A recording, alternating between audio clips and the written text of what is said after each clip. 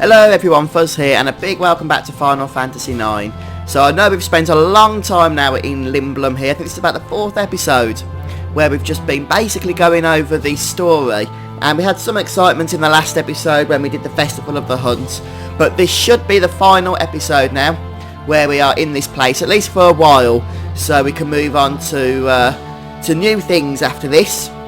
And to be fair, we're only going to be spending the first part of this episode in the city because I want to show you a neat trick, and then we'll finally be leaving to go back onto the world map.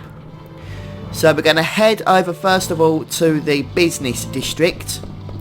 Now if you remember, I made you, or suggested anyway, I didn't make you, I didn't force you at knife point or anything, but I did suggest that you stock up on the wrist accessory. I said if you can get 99 of those, then you're going to be able to have a little bit of a money maker coming up, and that is actually coming up right about now.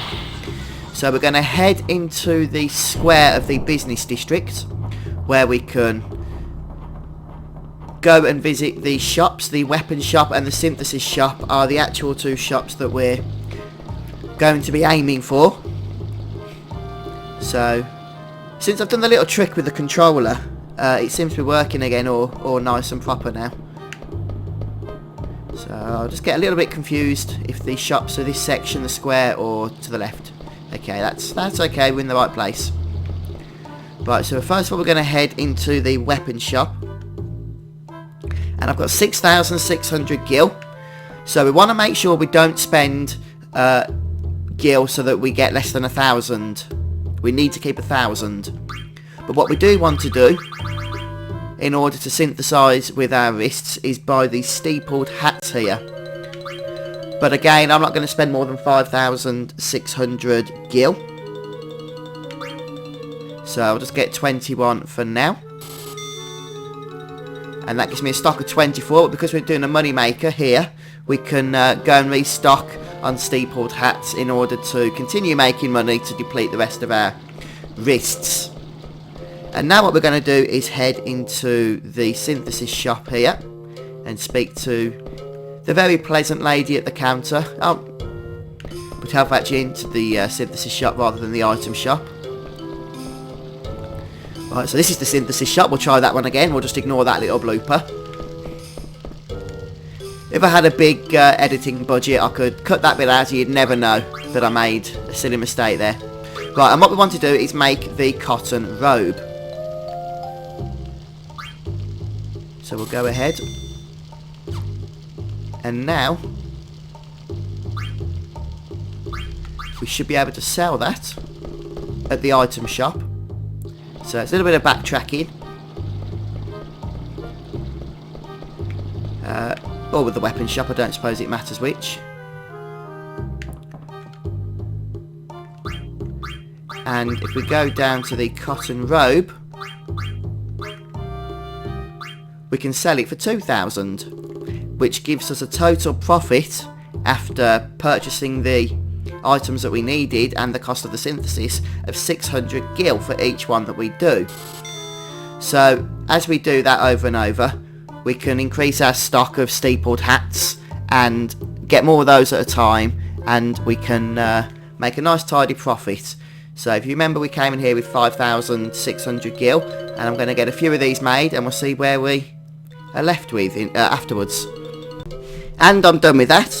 So it doesn't actually take as long as you think, because you can double the amount of cotton robes that you can synthesize each turn. So although I could only do one when I had my 1,000 gil left, the next time I went back I could make 2, and then 4, and then 8, while I had the ingredients, of course. And it took me about 5 or 6 minutes to deplete my stock of wrists, my 99 wrists that I collected, and I've earned 80,000 gil. Bearing in mind that the 5,000 gil at the start, a few minutes ago, didn't include the wrists that we purchased previously. So we would have had a little bit more if we hadn't purchased them. But in total, we've earned, from doing that little trick, which took 5 or 6 minutes, 59,400 gil of pure profit.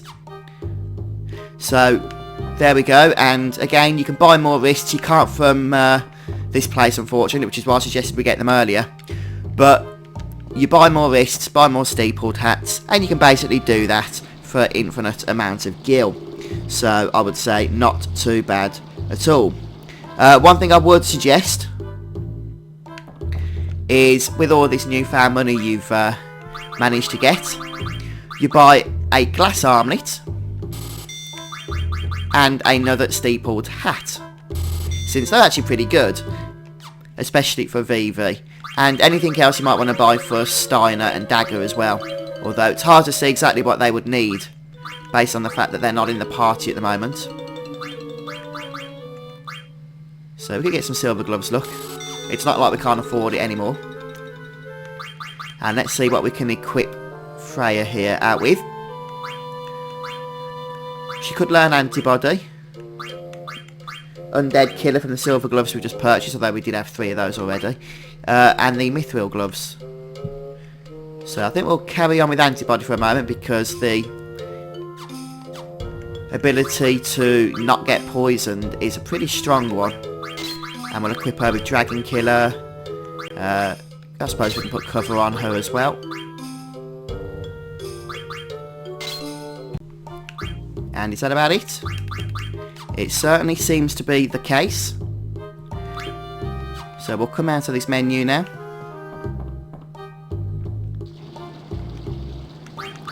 In fact, if you did get the coral ring because Freya won the, what you call it, the festival, then you might want to go ahead and equip that now, in all honesty, on her as well. So just bear that in mind. We'll see if we've got any other accessories or anything for some of these guys.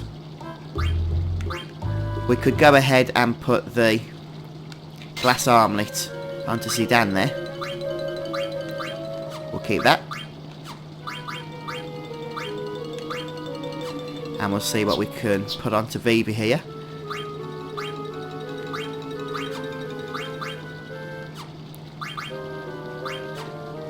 Nothing of exciting interest at the moment.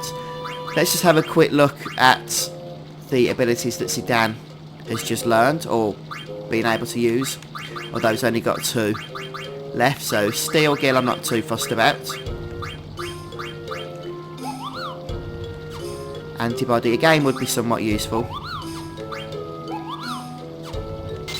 So let's take Jelly off and put that on for now, and he can learn that. Right. And I think we're ready to move on. Oh, one slight detour.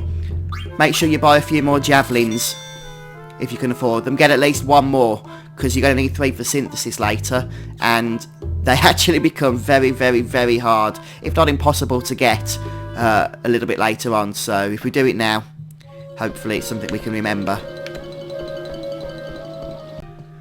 Oh, one thing I did also do as well was just equip Freya with the mithril gloves and with the iron helm.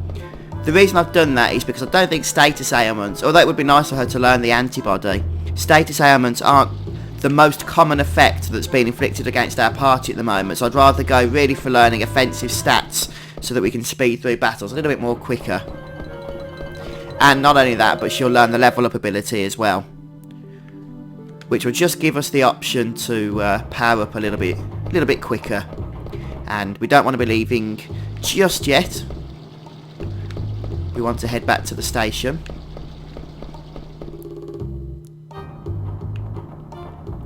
And we want to go back to the castle.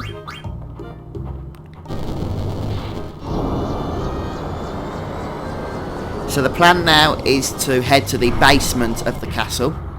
And for that we're going to have to head back to the lift.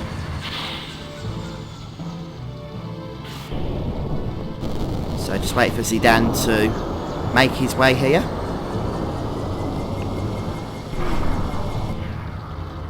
And we can move again, yay!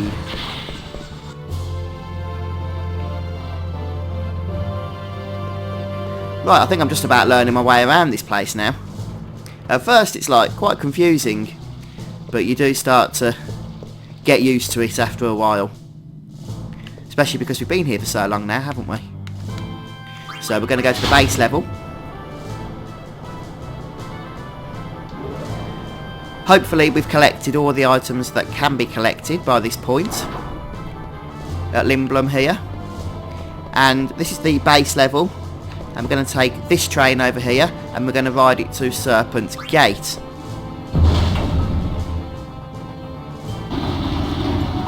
And the reason we're coming here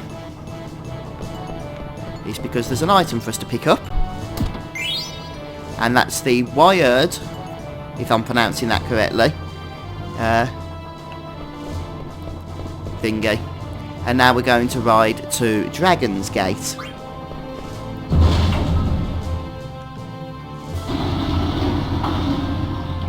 And here we should find a Moogle, which we do. So we're going to go ahead and magnet it up. Sort the letter out from Stiltskin to Moonty. I left Limblum and headed north. I walked through the mist and Gizmaluk to reach Burmacia for the very first time. Where do these names come from? It's raining as expected. I'm going to look for shelter now. He went to Burmacia. It might be dangerous there, Kupo. And again, we just want to make sure that we've done everything, that we don't need to pick up any more letters. And when they say I want mail, that means we don't. So we'll go ahead and save here. Right, and now there should be a hidden chest around here somewhere. No, we don't want to do that. Hidden chest, where are you?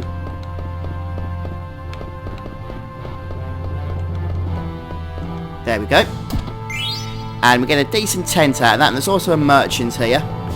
So we'll go ahead and see what he's got to offer.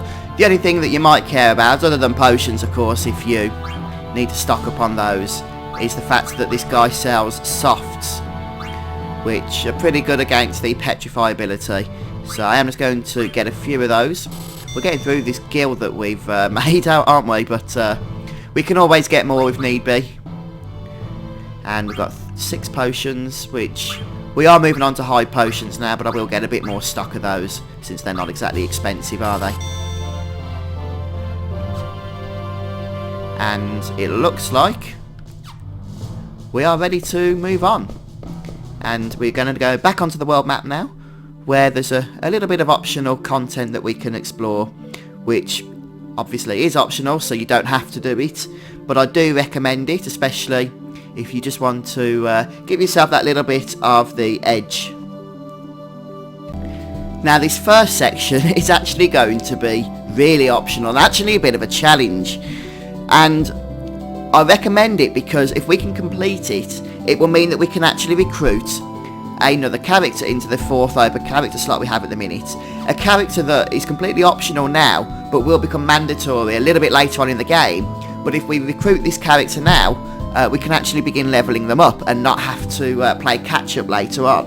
So let's give it a go and see if we can recruit them and keep them in our party, and then we'll at least have 4 people in our party as well. Right, so as I say, the next area can be difficult, but we're going to give it a go. And we're going to start by heading north. Right, so we're just going to enter the marsh, which is just here. So this is where we came out of, Limbum's Dragon's Gate, and we're just going to enter here. Now we don't know the name of the place, but this is the marsh, trust me, and it's called Q's Marsh. So this is a place that has somebody you might recognise in a little bit. And we're just going to start by heading straight ahead here, of course. And we're going to reach Mogster and his little apprentice. And once again, we can speak to them if we want to be taught anything. But of course, I've been helping you throughout this guide, so hopefully we shouldn't really need it. And we're going to enter the thicket that's north of Mogster. And hopefully, if all goes to plan, we should see this strange creature, who we're going to speak to. Hungry? frogs. And what we need to do is catch a frog.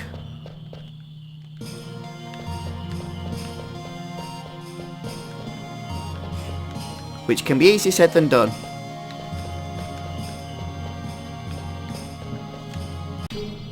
There we go, there was a frog just on the bank here, so we'll pick that one up and we'll speak to this strange creature once more.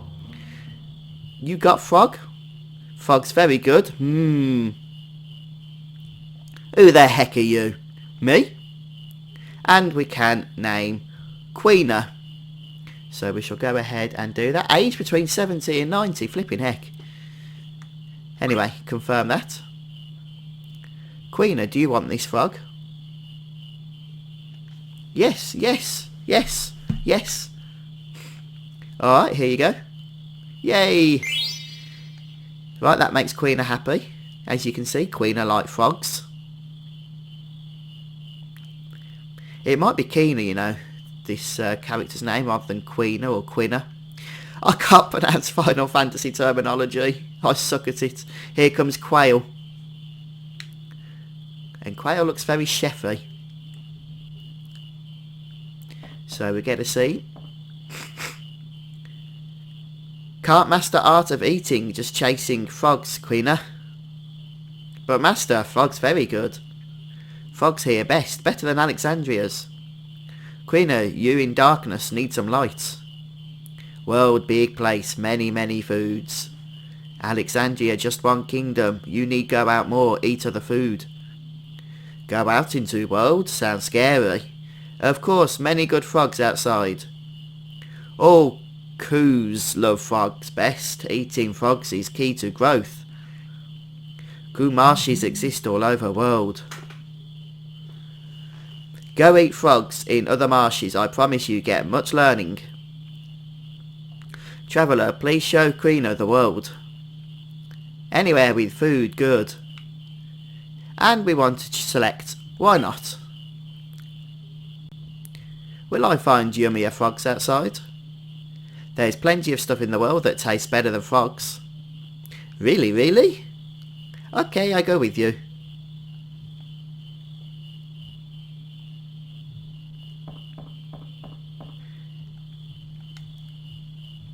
What's up, Vivi? That man looks exactly like my grandpa. Your grandfather? Who, that Quail guy? Yeah. Maybe he knows my grandpa. I'm going to go talk to him, Zidane.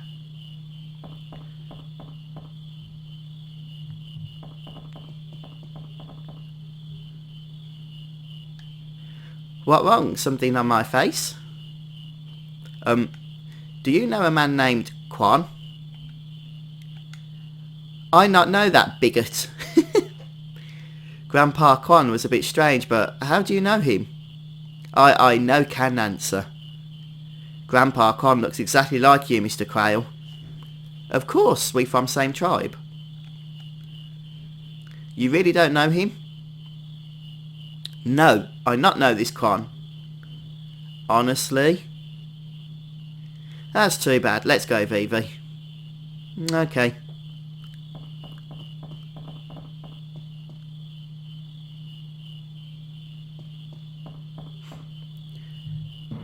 Right, so after the scene, we'll be automatically outside the hut. And we have Quina in our party. First thing we want to do is get rid of this ridiculous fork. Well, I just want to see what that high tide ability is actually. I don't remember that. Allows you to transfer faster. That could be somewhat useful. But anyway, for now we're going to get rid of this fork and equip the needle fork, which actually has the same ability, so that's good. And we'll throw that on. And if you remember, we got that from the battle we did in the festival. And we'll see what else we can throw on Quina here. Steepled hats, leather wrist. We'll go for the silk shirt, and there's no accessory. So we've managed to stockpile some equipment. It makes sense to use it, I guess, doesn't it? And of course we'll start learning the high tide ability so that Quina can use that once she's not equipping a weapon that would naturally allow her to use it. And of course the needle fork is absolutely superior to the standard fork because it has extra power and more stats, and it has the added status ability to have a chance to petrify the enemy. So not too bad at all. Right then, so we're going to head back to the pond, and we might get an opportunity here to play a little bit of a mini game. So Quina wants to catch some frogs, and we're going to allow her to do just that. Now we can go ahead and capture some, but don't capture them all, is what I would suggest. So we'll keep the adult frog male. So one thing I've learned is that we can only actually catch frogs once they jump out onto the bank here. Missed him. So we got one frog. Let's catch some more. If you see a golden frog, don't catch it. We want to save that one for later. You're not going to escape this time. Gotcha.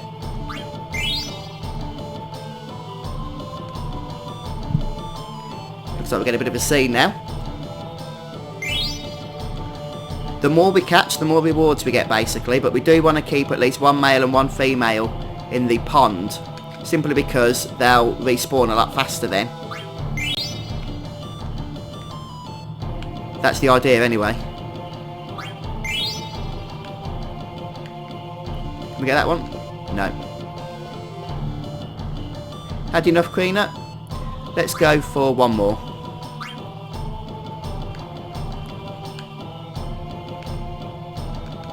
Did we get that one? Yeah.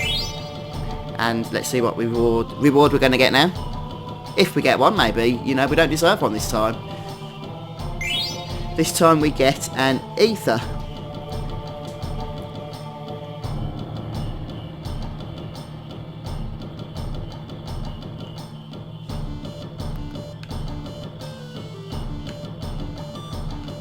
It looks like there's not a whole lot of frogs left at the moment, so maybe we should be a little bit patient at this point and come back later.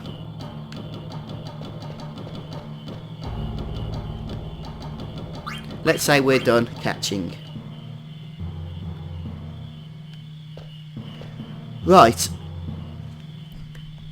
So there's actually some other stuff we can do, including getting some new skills for Quina to equip and use in battle, which isn't a bad idea, especially at this stage in the game. Okay, so right, so these Gigan toads here, they have 275 hit points, and we need to whittle them down. This is how we learn skills for what-you-call-it. So let's start attacking the other one. We're going to use the eat ability on this one. It's a bit like enemy skills from Final Fantasy VII, if you remember that. Just be careful, because some of these attacks, well, they hurt. So we'll go ahead and attack this, and hopefully... Okay, so still it needs to get a little bit weaker. So we have to get to 25% hit points or less for the eat ability to actually do anything of any use. So we'll defend with Sedan, and we'll attack with this frog. With Quina. And we'll see what happens if we attack with Vivi. I just want to keep an eye on their health, because these enemies are a little bit mean. Okay, so we've killed that one, which wasn't the plan. But we could potentially keep Vivi attacking, because he doesn't attack for much. And she's asleep. Wonderful. Have we got anything to wake her up?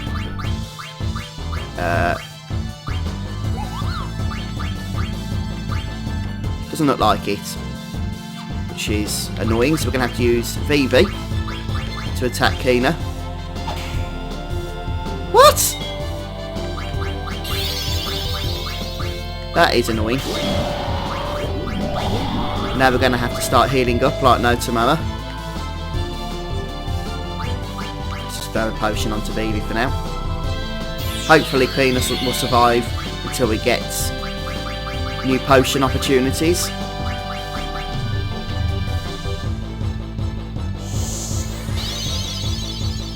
And we do want Vivi to start attacking again, and hopefully this time she ain't going to be going back to sleep.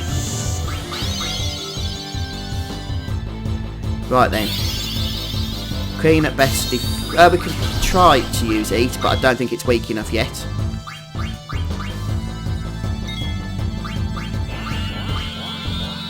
Oh no, we got Frog Drop, brilliant.